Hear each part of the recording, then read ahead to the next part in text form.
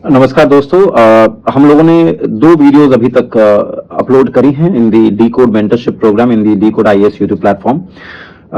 उम्मीद करते हैं आप लोगों को अच्छा लग रहा होगा।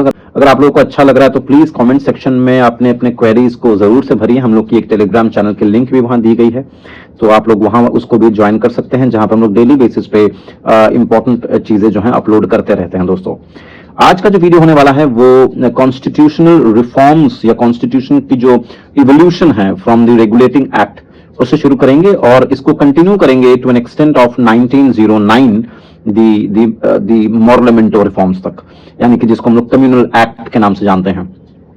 इसकी खासियत यह है कि हम लोग ने इस पर्टिकुलर सेशन में जितने सारे एक्ट्स हैं सबको कवर नहीं किया है, लेकिन उन पर्टिकुलर एक्ट्स को कवर किया है और उनके अंदर भी जो पर्टिकुलर इंपॉर्टेंट एरियाज हैं, हर एक्ट की जो सिग्निफिकेंस है उसको इंट्रोड्यूस किया है और उसको लिंक करने की कोशिश करिए through various maps and other things. तो चलिए इस वीडियो के साथ जुड़े रहते हैं और सीधा चलते हैं स्क्रीन पे। दोस्तों, शुरू करने से पहले मैं आपको बता दूं कि पिछली वीडियो में हम लोगों ने हिस्टोरिकल बैकग्राउंड के साथ साथ इंडियन नेशनल मूवमेंट को रिलेट करने की कोशिश करी थी। इस वीडियो में हम लोग बात करेंगे कि किस तरीके से इंडिया की जो कॉन्स्टिट्यूशन है उसका किस तरीके से इवोल्यूशन हुआ। इवोल्यूशन यानी कि एक ऐसी जर्नी जो कि अलग अलग रिफॉर्म्स और अलग अलग एक्ट्स के थ्रू हुई थी। दोस्तों, ये जो शब्द है इवोल्यूशन, ये बहुत इंपॉर्टेंट इसलिए है क्योंकि अगर क्वेश्चन आता है, अगर आपके दिमाग में ये सवाल आ रहा है कि इवोल्यूशन क्यों हो रहा है, why we are using the word evolution, तो आपको पता चलना चाहिए, आपके जहन में होना चाहिए कि संविधान कोई एक दिन में नहीं बना है। संविधान के पीछे, संविधान को बनाने के पीछे बहुत लंबा एक प्रोसेस रहा है, एक जर्नी रही है, जिसमें कई सारे इंपॉर्टेंट एक्ट्स और कई सारे इंपॉर्टेंट रिफॉर्म्स किए गए हैं। कुछ रिफॉर्म्स जो हैं वो ब्रिटिशर्स के द्वारा किए गए थे, जहां से हम लोगों ने कुछ कुछ चीजें उठाई भी हैं बाद में, और कुछ कुछ ऐसे हैं जो इवेंचुअली आफ्टर इंडिपेंडेंस हम लोगों ने लिया है from the Indian national movement. शुरू करते हैं रेगुलेटिंग एक्ट से। जो शब्द आप देख रहे हैं रेगुलेटिंग, किसको रेगुलेट करने की बात कर रही है, ये है पहला सवाल आपके दिमाग में आना चाहिए कि किसको रेगुलेट करने की बात हो रही है। ये बात हो रही है ईस्ट इंडिया कंपनी के कामकाज को लेकर के रेगुलेशन की, क्योंकि जैसे हम लोगों ने पिछले वीडियो में बात करी थी, क्योंकि ईस्ट इंडिया कंपनी जो है ये काफी सारे करप्ट प्रैक्टिसेस में इन्वॉल्व हो गई थी, जिसकी भनक ब्रिटिश सरकार और ब्रिटिश गवर्नमेंट को हो गई थी। फलस्वरूप इसको रेगुलेट करने की जरूरत आन पड़ी थी। रेगुलेशन का मतलब यह है कि ईस्ट इंडिया कंपनी पूरी इंडिया में कहीं पे भी काम करे, उसकी एडमिनिस्ट्रेशन जो है, उसकी जो बागडोर है, वो किसी एक सिंगल हैंड में होनी चाहिए।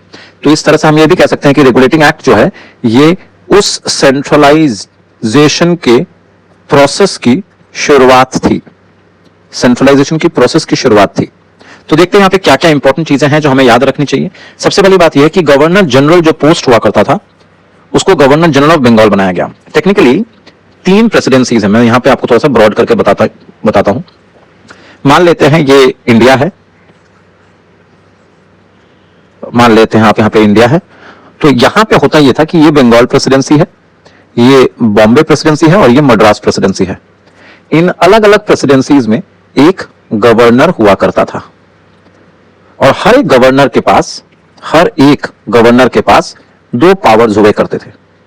पहली जो पावर होती थी वो थी एग्जीक्यूटिव पावर और दूसरी जो पावर होती थी वो थी लेजिस्लेटिव पावर, और ये हर गवर्नर के पास हुआ करता था।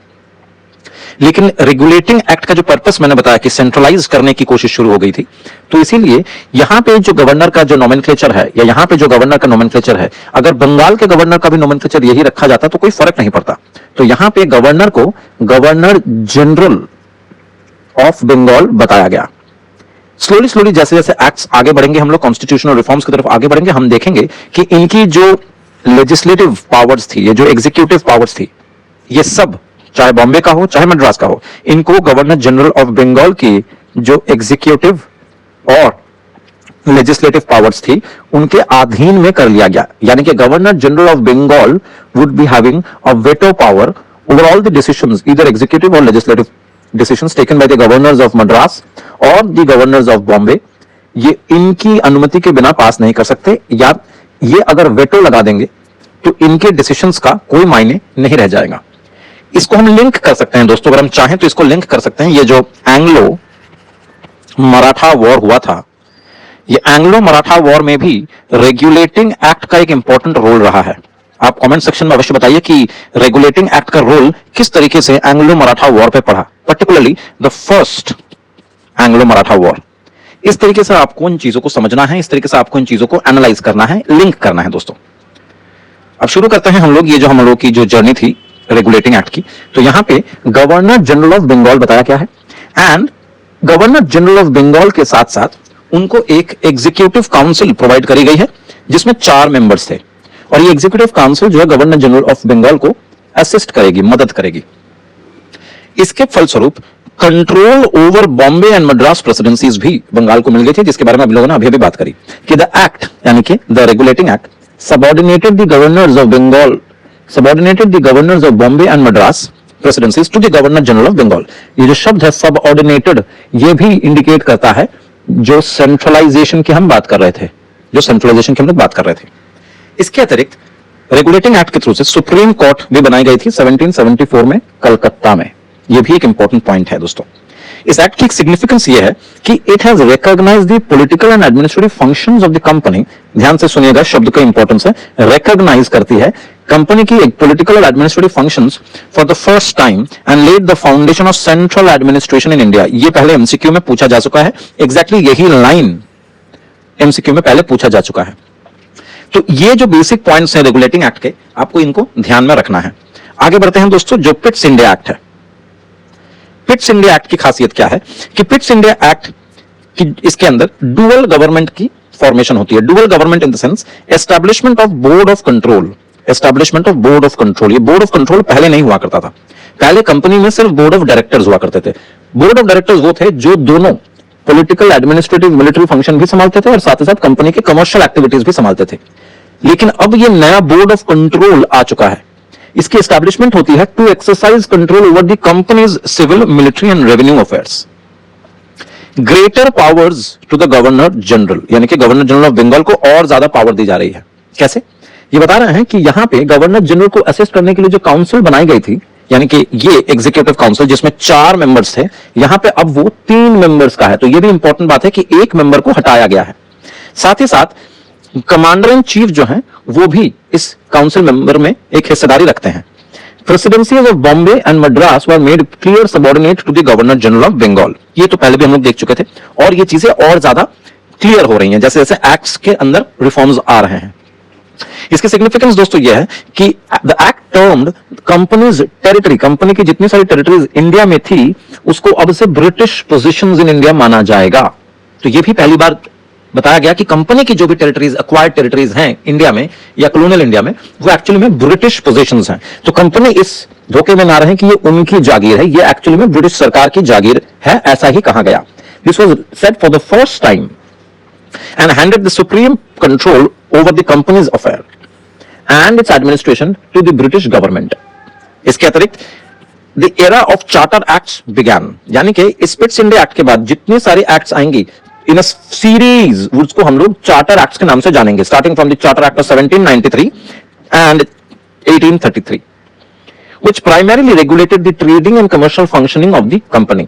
तो इसके अंदर आपको जो चीज ध्यान में रखनी है वो ये है कि चार्टर भी सी से शुरू होता है। एक निमोनिक्स दे रहा हूं याद करने के लिए कि चार्टर भी एक सी शब्द से शुरू होता है, अल्फाबेट से, और कंट्रोल, कंपनी, ये भी सी से शुरू होता है। तो जितने सारे चार्टर एक्ट्स आएंगे उनका पर्पस ये था कि to control the company, the East India company. ये इंपॉर्टेंट है, जो याद करने वाली चीज है। इसके अतिरिक्त जो इंपॉर्टेंट चार्टर्स एक्ट्स हैं उनके बारे में हम बात कर लेते हैं। Charter act of 1833। दोस्तों यहां पे सेंट्रलाइजेशन ऑफ पावर एक अहम मुद्दा रहा है, जिसमें governor general of Bengal was made the governor general of India.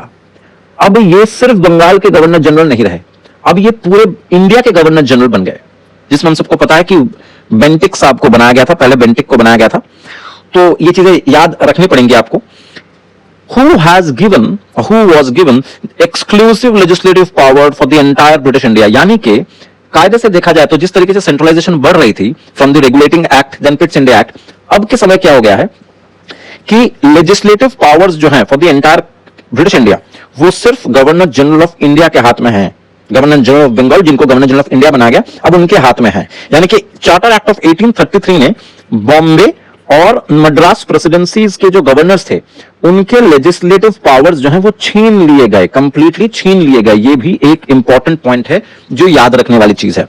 मैं हमेशा बताता रहता हूं कि जो अपरेंटली दिखता है उसके अतिरिक्त भी बहुत सारे ऐसे पॉइंट्स होते हैं जो इन्हीं लाइंस के अंदर छुपे रहते हैं, आपको उनको डिड्यूस करना पड़ता है। इसीलिए हम लोग डीकोड आईएएस में डिडक्टिव थ्योरी को बहुत इंपॉर्टेंस देते हैं, क्योंकि हम लोग हर एक लाइन के अंदर छुपी हुई लाइंस को डिड्यूस करते हैं, जो कि यूपीएससी के प्रीलिम्स में बहुत ज्यादा कामगार सिद्ध होता है। आगे बढ़ते हैं कि चार्टर एक्ट ऑफ 1833, इसके अंदर एंड ऑफ मोनोपोली का क्या मतलब है।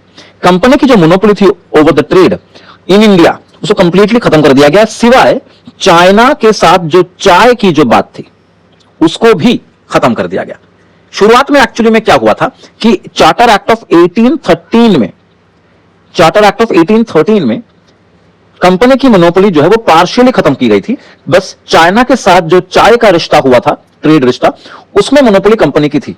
लेकिन by the end of charter act of 1833 वो भी कंप्लीटली खत्म कर दी गई। So the companies monopoly over trade with China and in tea was absolutely ended. This is also an important point.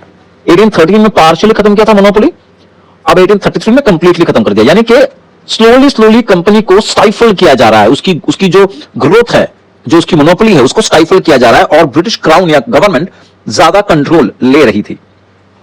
इसके अतिरिक्त सिविल सर्विसेज की एग्जाम या open competition for civil services, इसकी कोशिश करी गई। It was just an attempt which was made, लेकिन ये फुल प्रूफ नहीं हो पाया, लेकिन इसकी अटेम्प्ट कर दी गई थी to introduce the civil services examination into an open competition. ये क्यों अटेम्प्ट रहा, क्यों सक्सेसफुल नहीं हुआ, इसके बारे में आई होप आप लोगों को पता होगा कि ईस्ट इंडिया कंपनी का अभी भी एक इंपॉर्टेंट रोल था सिविल सर्विसेज के क्षेत्र में। जरूर आप कमेंट सेक्शन में बताइएगा कि क्या एक्चुअली में रोल था। इसके अतिरिक्त स्लेवरी को अबॉलिश करने के लिए कई सारे स्टेप्स उठाए गए, जैसे द एक्ट यानी कि the charter act of 1833 urge the administration to improve the condition of the slaves and to abolish slavery, जो कि इवेंचुअली 1843 में, डेट याद रखिएगा, कम से कम ईयर बहुत इंपॉर्टेंट है, कि 1843 में कंप्लीटली जो स्लेवरी है उसको अबॉलिश कर दिया गया था ब्रिटिश इंडिया से। इसकी सिग्निफिकेंस यह है कि this charter act of 1833 has created a complete centralised government in India. ये एक्ट जो है has created a centralised government in India. Very important point, very important point. With the authority over the entire territorial area possessed by the Britishers in India, यानी कि Britishers की या British government की पूरी control, पूरा centralised power जो है वो 1833 के एक्ट में आ चुका था दोस्तों। अब हम बात करेंगे 1853 का चार्टर एक्ट। 1853 का जो चार्टर एक्ट है इसके अंदर भी कई सारे इंपॉर्टेंट पॉइंट्स हैं, जैसे separation of power, open competition for civil services, local representation, significance, इन सबको हम लोग बारीकी से एक एक करके देखते हैं। सबसे पहली बात यह है कि क्योंकि चार्टर एक्ट ऑफ 1833 में कंप्लीट अथॉरिटी दी गई थी with the governor general of India, जिसके हाथ में एग्जीक्यूटिव और लेजिस्लेटिव दोनों पावर्स थे, तो उसमें क्या था, एक रिस्क बन जाता है कि एक ही के हाथ में अगर कॉन्सेंट्रेट रहेगा, सारे के सारे पावर सेंट्रलाइज रहेंगे इस लेवल से, तो आर्बिट्ररी होने की संभावनाएं बढ़ जाती हैं। इसीलिए गवर्नर जनरल ऑफ इंडिया के अंदर लेजिस्लेटिव यानी कि लॉ मेकिंग पावर और एग्जीक्यूटिव फंक्शंस को अलग कर दिया गया। So they have actually separated the legislative and executive functions of the governor general council. तो गवर्नर जनरल काउंसिल के अंदर दो भाग बनाए गए कि एक भाग सिर्फ लॉ मेकिंग में ध्यान देगा और दूसरा उसकी एग्जीक्यूशन में। दूसरी बात यह, जो अटेम्प्ट लिया गया था 1833 में कि हम सिविल सर्विसेज को ओपन करवाएंगे, जो अल्टीमेटली नहीं हो पाया था 1833 में, वो 1853 में हो जाता है दोस्तों। So the act introduced an open competition of selection and recruitment of the civil servants. उस समय आईसीएस कहते थे, इंडियन सिविल सर्विसेज। इसके अलावा लोकल रिप्रेजेंटेशन की अगर हम बात करते हैं तो पहली बार for the first time local यानी कि इंडियंस को इंक्लूड किया गया in this central legislative council. ये वो लेजिस्लेटिव काउंसिल है जिसको हाल ही में पावर मिली है as a separate wing of the governor general council, जो कि लॉ मेकिंग करेगी। तो उसके अंदर इंडियंस को रिप्रेजेंट करने का जो स्टेप लिया गया था, it was just trying to manipulate Indians psychologically कि भाई तुम्हारा भी आदमी, तुम्हारा भी रिप्रेजेंटेटिव्स हमारे इस इंडियन, नाम भी दिया है जिसमें इंडिया शब्द है, इंडियन सेंट्रल लेजिस्लेटिव काउंसिल। हालांकि यह क्वेश्चन जरूर उठ सकता है कि जिन लोकल रिप्रेजेंटेटिव्स को आप उठा रहे थे, it was not through an election, ऐसा कोई इलेक्शन नहीं हो रहा था दोस्तों। तो जिन लोकल्स को आपने सेंट्रल लेजिस्लेटिव अथॉरिटी या काउंसिल में इंट्रोड्यूस किया, क्या ये वाकई ही में इंडिया को रिप्रेजेंट कर रहे थे? क्या ये वाकई में इंडिया को रिप्रेजेंट कर रहे थे? ये एक बहुत बड़ा प्रश्न चिन्ह है दोस्तों, ये बहुत बड़ा प्रश्न चिन्ह है। इस पे हम लोग आगे डिस्कस कर सकते हैं। क्लासेस में नॉर्मली हम लोग इन मुद्दों पे डिटेल में बात करते हैं दोस्तों। अब रही बात सिग्निफिकेंस की, तो legislation was considered as a special function. ये एक इंपॉर्टेंट चीज है जो इस एक्ट के थ्रू से निकल कर आया कि लेजिस्लेटिव फंक्शन अलग होनी चाहिए, एक अलग फंक्शन है, which requires a special machinery and special process.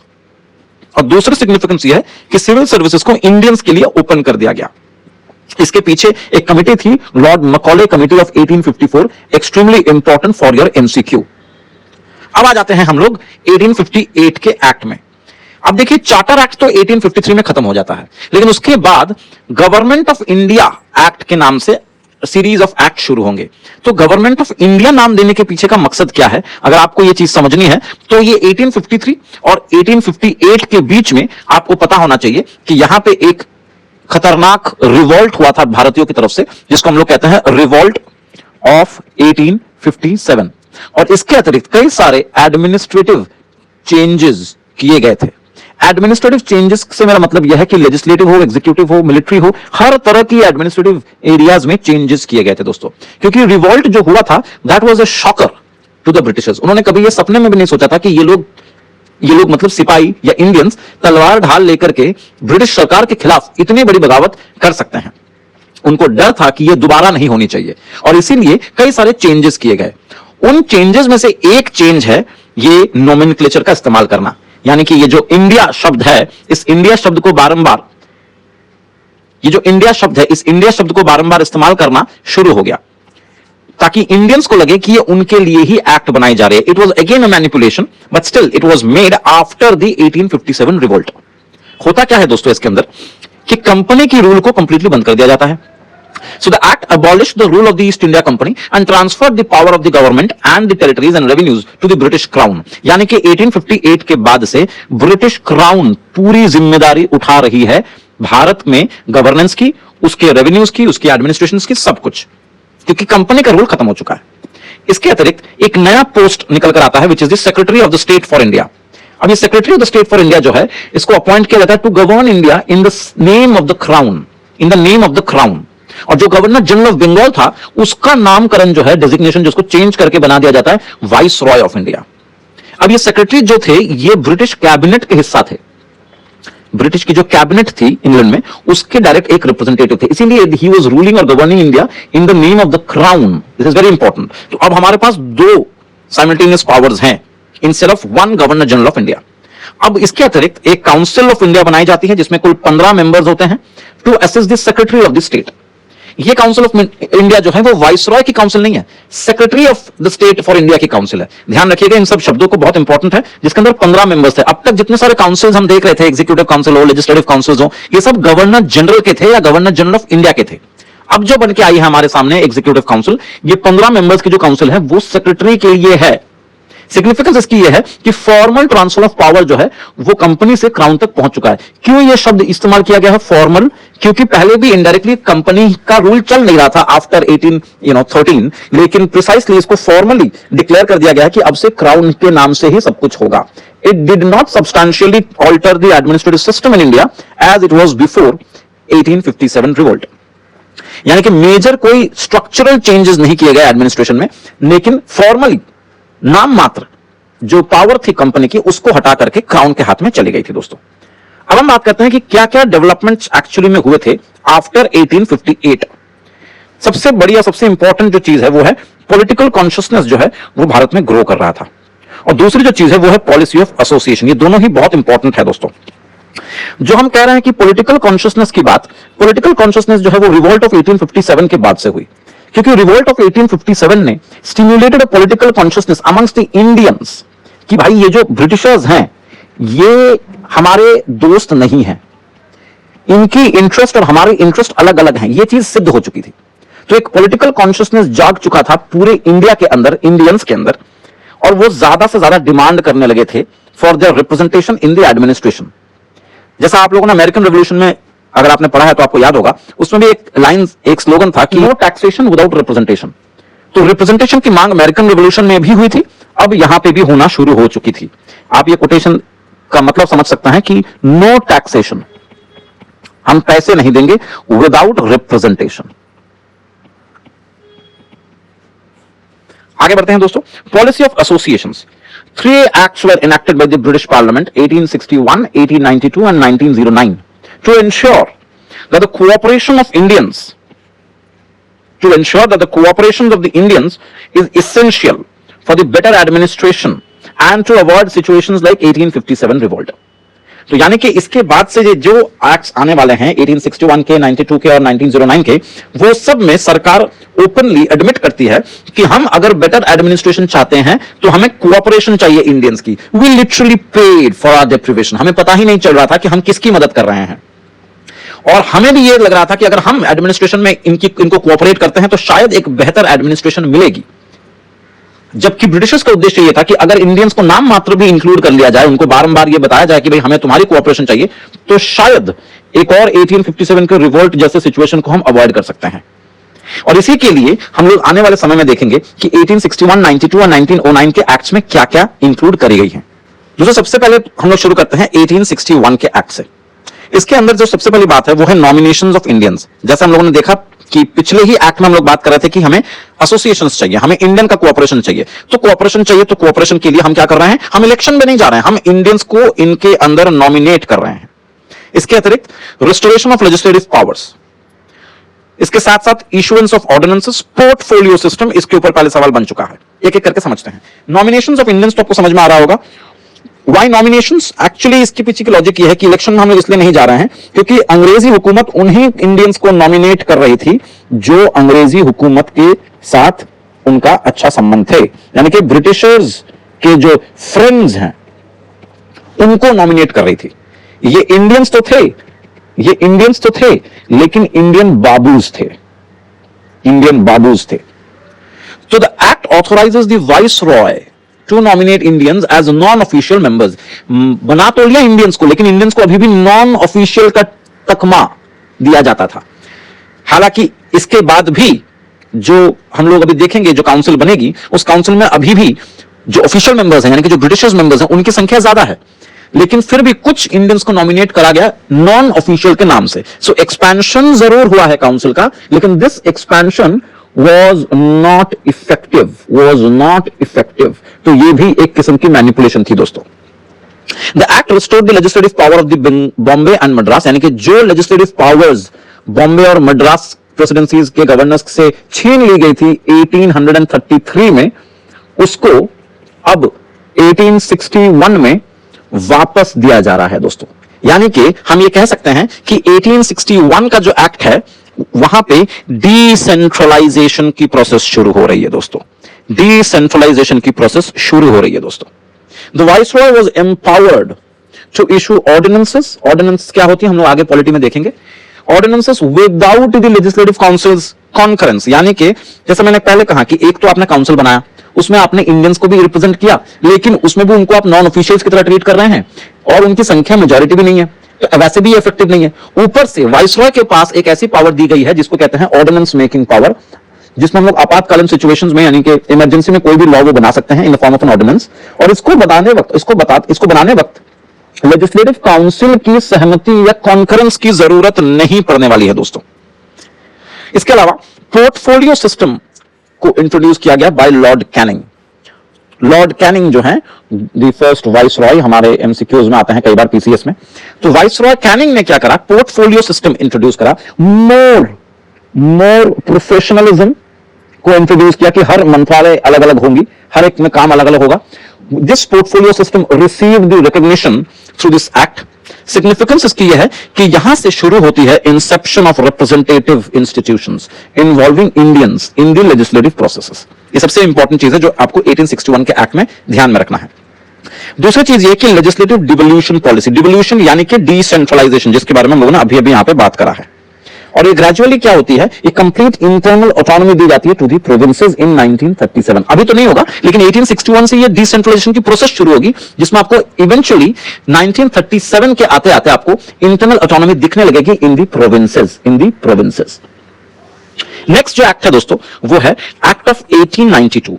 इस एक्ट की खास बात यह है कि this act has increase the additional non official members in the central and provincial legislative council while maintaining the official majority. यानी कि दोस्तों थोड़ा सा अगर हम बड़ा करके यहां पे आपको समझाने की कोशिश करते हैं कि मान लेते हैं ये भारत का मानचित्र है, भारत का मानचित्र है, तो यहां पे मान लेते हैं दिल्ली में बैठी है सरकार, दिल्ली में बैठी है सरकार, यहां पे है आपका सेंट्रल लेजिस्लेटिव काउंसिल और जितने सारे प्रदेश हैं, स्टेट्स हैं, इन सब के पास है प्रोविंशियल लेजिस्लेटिव काउंसिल। अब इसमें इंडियंस को इंक्लूड किया गया था 1861 के एक्ट में। अब यहां पे भी इंडियंस को इंट्रोड्यूस किया जा रहा है, यानी कि संख्या एक्सपैंड हो रही है, काउंसिल की संख्या एक्सपैंड हो रही है, हालांकि इफेक्टिव नहीं हो रही है लेकिन एक्सपैंड हो रही है। यहां पे भी वही किस्सा है, लेकिन दोनों जगहों पे इंडियंस को नॉन ऑफिशियल मेंबर्स की तरह ही ट्रीट किया जा रहा है और इंडियंस की संख्या अभी भी माइनॉरिटी में है। यानी कि इंडियंस जो हैं, despite being a part of the legislative council both in the central और the provinces, they can not have the power to stop the Britishers from legislating any particular law which may be, against the interest of the Indians. So while maintaining the official majority का मतलब यहां पे यह है कि अभी भी Britishers ने लेजिस्लेटिव पावर्स को अपने हाथों में ही सीमित रखा है, बस नाम मात्र हमें मिला हुआ है। दूसरी चीज जो है वो है budget discussion. Legislative councils were given the power to discuss the budget. किसको डिस्कस करने की पावर दी जा रही है? जो इंडियन नॉमिनेटेड है वहां पे, उनके पास ये पावर है कि वो बजट को डिस्कस कर सकते हैं, उसमें कुछ रोक नहीं लगा सकते हैं, बस पावर टू डिस्कस इतना है, जो कि अगेन इनइफेक्टिव है। इसके अतिरिक्त इनडायरेक्ट इलेक्शंस का जो प्रोसेस है वो यहां से शुरू होता है। This could be your MCQ कि इनडायरेक्ट इलेक्शंस कब से शुरू हुआ। The term election though was not explicitly used, लेकिन the act paved the way for some of the non official seats to be filled through indirect elections. Significance इस act की यह है 1892 की कि the act made a limited provision for the use of election in filling up some of the non official seats in both the central and the provincial या state legislative councils. तो यह भी एक इंपॉर्टेंट चीज है जो आपको पता होनी चाहिए दोस्तों। अब हम बात करते हैं आखिरी एक्ट का, जो कि इंडियन काउंसिल एक्ट में आखिरी एक्ट है, that is the Indian council act of 1909 या इसको मॉर्ले मिंटो रिफॉर्म्स भी बोलते हैं। दोस्तों इस एक्ट के अंदर लेजिस्लेटिव काउंसिल जो सेंट्रल और स्टेट दोनों की है उसको और ज्यादा एक्सपैंड किया गया।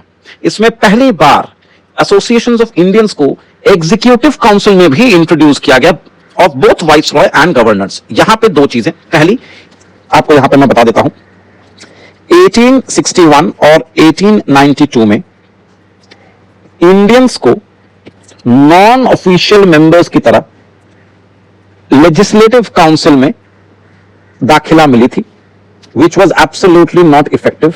यह हम लोगों ने अभी अभी देखा। 1892 के एक्ट में इंडियंस को इनडायरेक्ट इलेक्शन के थ्रू से लिया जा रहा था, जबकि 1861 में यह चीज नॉमिनेशन के लेवल पे थी। नॉमिनेशन की पावर किसके हाथ में थी? वाइसरॉय के हाथ में थी। लेकिन अब की बार क्या हो रहा है, 1909 में इंडियंस को एग्जीक्यूटिव काउंसिल का भी मेंबर बनाया जा रहा है। किसका? इंडियंस को इंट्रोड्यूस किया जा रहा था गवर्नर्स के साथ, गवर्नर्स की जो खुद की एग्जीक्यूटिव काउंसिल होगी जो प्रोविंसेस में है, और वाइसरॉय की भी जो काउंसिल बनी थी 15 लोगों की, उसके एग्जीक्यूटिव में भी, काउंसिल में भी इंडियंस को इंट्रोड्यूस किया जा रहा है। यानी कि दोनों, गवर्नर के लेवल पे भी एट द प्रोविंसेस और वाइसरॉय के लेवल पे भी एट द नेशनल लेवल, दोनों की एग्जीक्यूटिव काउंसिल में इंडियंस को इनकॉर्पोरेट किया जा रहा है। तो इसीलिए यहां पे लिखा गया है, for the first time the association of Indians in the executive council was introduced both at the viceroy जो कि सेंट्रल लेवल पे है एंड एट द गवर्नर्स जो कि प्रोविंशियल लेवल पे है। यहां पे भी इंडियंस को इंट्रोड्यूस किया जा रहा है। इसके अतिरिक्त एक सेपरेट इलेक्टोरेट का शुरुआत करते हैं, और ये एक बहुत ही एक चर्चित, एक डिबेटेबल चीज है कि कम्युनल रिप्रेजेंटेशन फॉर मुस्लिम्स, इसकी शुरुआत करी गई। और जब इसको एक्सेप्ट कर लिया गया बाय द कांग्रेस पर्टिकुलरली, तो हम लोग कह सकते हैं कि this act was the most communal act. In fact यहीं से ही कम्युनलिज्म को इंडिया में एक लीगलाइज्ड तरीके से जो है देखा जाने लगा। रही बात इसकी सिग्निफिकेंस की, तो सिग्निफिकेंस यह है कि it brought the communal representation in Indian politics, सबसे इंपॉर्टेंट नेगेटिव कंट्रीब्यूशन। और दूसरी बात, इंडियंस को गवर्नमेंट के हर लेवल में कहीं ना कहीं किसी न किसी तरीके से इंट्रोड्यूस किया जाने लगा, both in the legislative and the executive councils, और साथ ही साथ for the first time Indians were involved in the governance at the central and provincial level through a restricted and of course unrepresentative electorate system. Unrepresentative क्यों? क्योंकि एक तो ये communal lines पे थी, ऊपर से डायरेक्ट इलेक्शंस भी नहीं हो रहे थे दोस्तों। तो आगे हम लोग नेक्स्ट वीडियो में देखेंगे कि नेक्स्ट एक्ट्स जो हैं, evolution of the constitutional reforms किस तरीके से होती हैं under the acts which will be followed from 1919 onward. दोस्तों इस वीडियो में यहाँ इतना ही। अगले वीडियो में हम लोग मिलेंगे आगे की एक्ट्स को डिस्कस करने के लिए। आशा करते हैं आपको ये वीडियोस अच्छे लग रहे होंगे। प्लीज इसको कमेंट सेक्शन में लिखिए आपको कैसा लग रहा है। दोस्तों के साथ जो लोग यूपीएससी की तैयारी कर रहे हैं उनके साथ शेयर कीजिए ताकि बहुत सारे लोग इस चीज से बेनिफिट उठा सके। Thank you so much. नमस्कार।